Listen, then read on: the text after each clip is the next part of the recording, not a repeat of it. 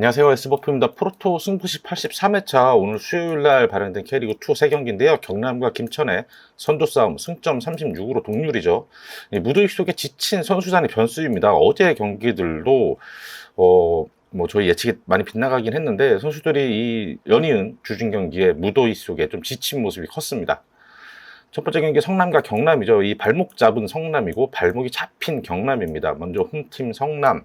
부산 원정에서 3대2 승리를 거두면서 부진 탈출에 성공을 했습니다. 이 공격 옵션을 교체를 했고 진성욱 선수가 선발로 나서서 활약을 했죠. 이 코너킥 상황에서 센터백 강희빈 선수의 선제 헤딩골로 앞서 나갔고 이 전반 막바지 이 진성욱 선수가 무려 하프라인 부분에서 중거리골로 두 번째 골을 성공시켰죠.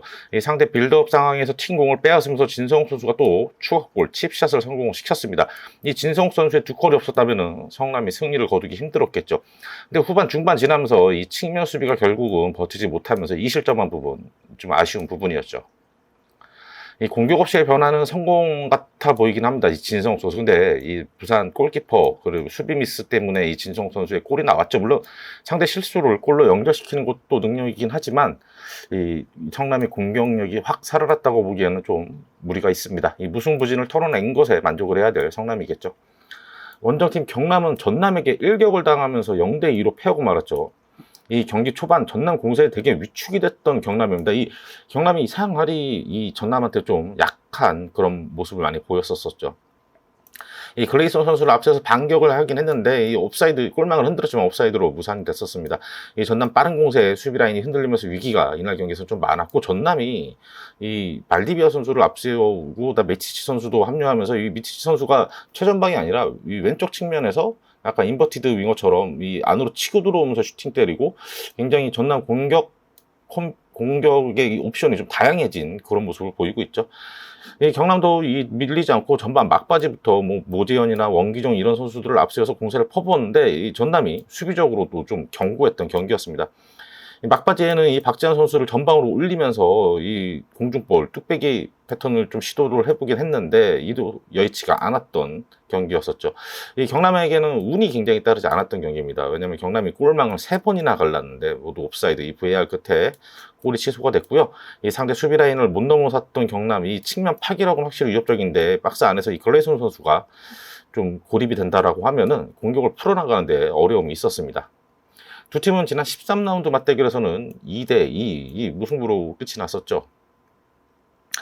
앞선 부산 원정에서 3득점을 하긴 했지만 상대의 수비 미스가 컸던 성남입니다. 그래도 한번 흔들리면서 전남에게 예방주사를 맞은 경남이죠.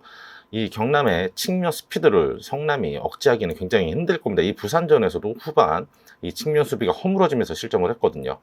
그래서 이 경기 저희가 봤을 때 성남의 패, 핸디, 무, 그다음에 우버 예상을 하겠습니다. 아마 승이 그냥 성남 패 가시는 게 가장 안정적일 것 같습니다. 다음은 전남과 안산의 경기인데 안산 무너지는 안산의 끝이 어디까지일까? 안산은 대표이사와 감독 구속됐고 대표이사도 압수수색을 받고 이러한 굉장히 뒤숭숭한 얘기가 나오고 있죠. 먼저 홈팀 전남은 이 경남 원정에서 2대0으로 승리를 거뒀죠. 흐름이 굉장히 좋습니다. 이 미키치 선수가 합류를 했는데 왼쪽 미드필더로 나서면서 앞서 말씀드렸던 것처럼 굉장히 이 공격 옵션이 좋았습니다. 이른 시간 이 하남의 코너킥 헤딩골로 앞서 나갔죠. 이 초반 엄청난 공세를 퍼부으면서 경기 주도권을 잡았습니다.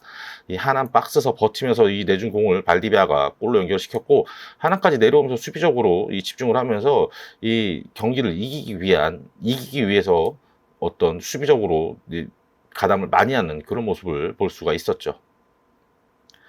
두 경기 연속 3실점에서 벗어난 수비가 그래도 다행이었습니다. 집중력이 좀 돋보였었죠. 이선 자원들 특히 발디비아 같은 선수도 적극적으로 수비에 가담하는 모습이 좋았던 전남이었죠. 운영팀 안산입니다. 부천에게 0대2로 패하면 무려 8연패 11경기 무승입니다. 이 가브리엘 선수도 성남 이적설이 돌면서 엔트리에서 제외가 됐었죠. 이 부천 상대로 수비적으로 내려서면서 운영을 했고 부천이 이를 빠르게 간파하면서 일방적으로 몰아붙였습니다. 이 안산의 특기였던 역습 전개도 제대로 못하면서 공수 전환의 속도도 안 나왔습니다. 너무 내려서 있다 보니까 전반 막바지 연달아 실점하면서 수비가 흔들렸죠. 후반에도 뚜렷하게 반격을 하지 못하면서 시종 일관 수세적으로 몰렸던 안산의 경기였죠. 전체적으로 흔들리고 있습니다. 이 실점으로 막은 것도 다행입니다. 이 최악의 시즌이 되지 않을까 싶은 안산의 행보죠. 두 팀은 지난 9라운드 맞대결에서 안산이 이 막바지 가브리엘의 결승골로 1대0 승리를 거두긴 했지만 이번에는 결과가 다를 것 같습니다. 이 공격적인 운영이 살아나고 있고 이선 자원의 수비 가담도 좋아진 전남입니다. 이 짜임새 올라온 전남 쪽으로 기우는 경기가 되겠죠. 이 경기 전남의 승, 핸디 승, 오버 3골까지 무리일까요? 어쨌든 핸디 승, 이 확률도 굉장히 높아 보이는 그런 경기가 되겠습니다. 다음 경기는 김천과 아산의 경기입니다. 이거 제가 멘트를 수정을 못했네요. 네, 김천. 지난 라운드 김포에게 1대2로 패하면서 발목이 잡혔는데 경기력은 굉장히 좋았습니다. 이 24 월드컵을 치르고는 이영준이 최전방에 나서면서 이후 22카드로 활용이 됐었고요. 김재호 선수를 대신해서 이 김재호 선수 미스가 너무 많았죠. 원두재 선수가 이 센터백 라인을 잘 지켜냈습니다. 임승겸이 상대 공격수를 놓치면서 선제 헤더 실점을 했는데 이거는 조금 임승겸 선수의 아쉬운 미스였죠. 이 조영욱 선수가 그래도 박스 안에 집중력을 발휘하면서 동점골을 성공시켰는데 결국에는 박스 안에서의 수비 미스로 결승골을 허용을 했습니다. 이 김찬으로서는 공격적인 조합, 김진규 같은 공격적인 미드필더, 조영욱, 김민준, 이 공격에서의 합은 이제 맞아가는데 이 뒷라인, 수비 라인에서의 좀 아쉬운 부분이 개선이 안 되고 있는 상황입니다. 점유율이 69대 31이었고 슈팅 수가 14대 5였는데 졌습니다. 이게 우세했지만 결과를 놓쳤죠. 수비 라인 정비가 필요해 보이는 김천입니다. 원정팀 아산입니다. 안양에게 2대 3 아쉬운 역전패를 당하고 말았죠. 수비적인 운영으로 나서서 카운터를 노렸죠. 지원학, 아폰자, 하파엘 새롭게 이번 여러 합류한 선수들이 모두 선발과 교체로 투입이 됐습니다. 문전 혼전 상황에서 세컨볼에 실점하는 상황이 좀 아쉬웠었죠. 강민규의 드랍 슈팅 골과 이 아폰자의 터닝슛으로 그래도 전세를 뒤집긴 했지만 계속 수비적으로 내려서면서 몰리는 경기를 하다 결국 동점과 역전골을 허용하면서 패하고 말았습니다. 이 수비적인 운영을 했지만 지속적인 공세에 버텨낼 수가 없죠. 체력적으로 이 공격수를 보강한 만큼 이 아산도 약간은 좀 라인을 높여서 공세를 펼치는 게 어떨까 싶었습니다. 두 팀은 지난 1라운드 개막전 맞대결에서는 김천이 2대 1로 승리를 거뒀습니다.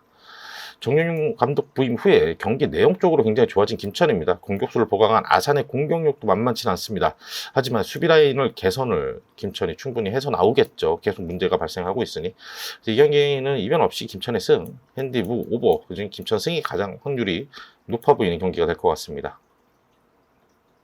저희 투표 추천입니다. 성남과 경남의 경기는 그냥 성남의 패, 전남과 안산의 경기는 이거 충분히 핸디승 충분히 가능한 경기로 보여집니다. 김천과 충남의 경기도 김천의 승, 이게 가장 안정적일 것 같고요. 전남과 안산의 경기는 불안하신 구독자 여러분들은 그냥 전남 승으로만 가셔도 괜찮을 것 같아요. 그래서 10.9배고 저희는 이 83회차는 여기서 마치도록 하겠고요. 저희는 승무패 영상과 또 주말 캐리거 영상들로 찾아뵙도록 하겠습니다.